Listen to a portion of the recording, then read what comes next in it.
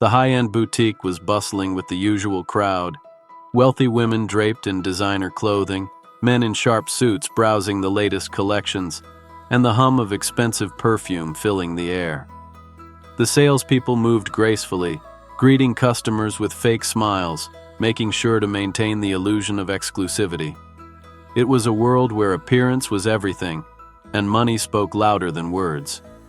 Among the crowd, a woman walked in. Her clothes weren't flashy, her shoes were simple, and her face carried the weight of a long day. She had been saving for months for this moment, the day she could buy something from this boutique, a symbol of everything she had worked for.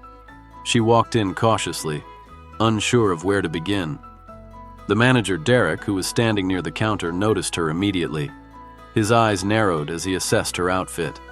She didn't belong here, not in his world of luxury. Without hesitation, he walked up to her. "Can I help you?" he asked, his tone cold and dismissive.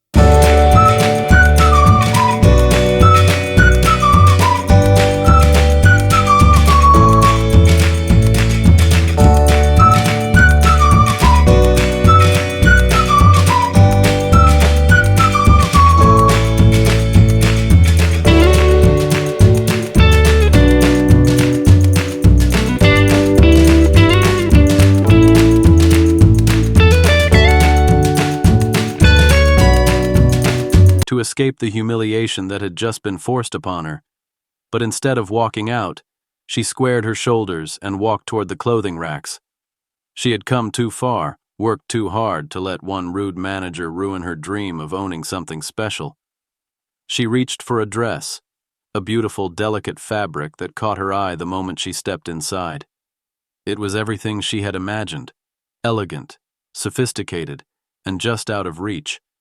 But as her fingers grazed the fabric, Derek appeared again, standing a few feet away, watching her. "I told you," he said with a mocking tone. "This isn't for you. I don't think you can even afford the dress you're looking at. It's probably more than your monthly rent." His words cut through her, but she refused to let him see how badly they were affecting her. Instead, she smiled faintly. "I'll manage," she said, her voice low but confident. "I've saved for this moment. I'll be paying for the dress myself." Derek laughed. "Sure. You probably don't even have a credit card that works here," he said, clearly enjoying the power he thought he had over her. "But go ahead. Waste your time. Let me know when you're ready to leave." The woman clenched her fists, feeling the hot rush of anger building inside her. She knew she could afford the dress, but Derek's judgment had gone too far. He didn't know her story.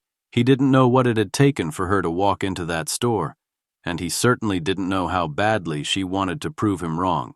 As Derek turned to walk away, the woman took a deep breath. She wasn't going to let him win. She hadn't come all this way to back down. With determination in her eyes, she pulled out her phone and made a quick call. A few moments later, the door to the store opened again, and a well-dressed man walked in, his presence commanding immediate attention. He was tall, with sharp features and a confident air about him. His eyes scanned the room, and when he spotted the woman standing near the dress racks, he smiled and walked toward her. "Is everything all right, Ms. Parker?" he asked in a voice that carried the weight of authority. Derek turned around at the sound of the man's voice. His smirk faded when he saw the man walking toward the woman. "Ms. Parker?" Derek repeated, clearly confused.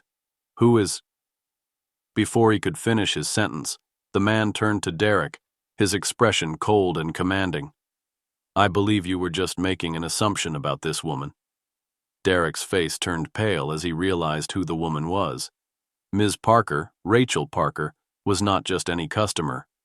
She was the owner of the entire shopping complex, including the boutique. Rachel smiled faintly as she turned to Derek. I've been watching you for the past few months. Your behavior toward customers has been disappointing. Derek's mouth went dry, and he stumbled over his words. I didn't know you were... you don't look like someone who... Rachel held up her hand, silencing him. It doesn't matter how I look, Derek. It matters how you treat people. The silence in the boutique was deafening as everyone stood in shock. Derek was frozen, his mind racing as the truth sank in. The woman he had mocked, the one he had so carelessly belittled, was the one who owned everything around him. Rachel turned to him, her voice calm but firm. I've been waiting to see how you would treat people who don't fit your definition of worthy, and I've seen enough. She reached into her purse and pulled out a small envelope, handing it to him. Derek took it without thinking, his hands shaking slightly. He opened the envelope and froze as he read the letter inside. It was a formal termination letter. You're fired, Rachel said simply. The words hung in the air, and Derek's face turned beet red. He opened his mouth to protest, but nothing came out. The truth had caught up with him, and there was no escaping it. Rachel turned to the rest of the staff, who had been watching the exchange. I expect better from all of you. From now on, everyone who walks through these doors will be treated with the same respect, no matter how they look or how much money they have. The staff nodded, their faces filled with a mix of relief and newfound respect for their employer. Rachel turned back to the young woman, smiling warmly. I'll make sure this dress is yours, on the house. The woman looked at her in disbelief, tears welling up in her eyes. But I don't know what to say. Rachel smiled. You don't need to say anything. It's already been said. As Rachel left the boutique, the young woman stood in awe, clutching the dress in her hands. She had walked in hoping for something special, but she had found something much more valuable: respect. Derek, now standing in the corner, stared at the floor, humiliated. He had learned a harsh lesson that day. Money and status don't define who a person is. How you treat others does. The young woman walked out of the boutique with her head held high. She knew the journey ahead wouldn't be easy, but she was stronger now. She had proven that no one, not even a rude manager, could dictate her worth. As she walked through the city streets, her heart filled with pride. She had earned that dress, not just with money, but with the strength to stand up for herself. And that, she knew, was worth far more than any designer label.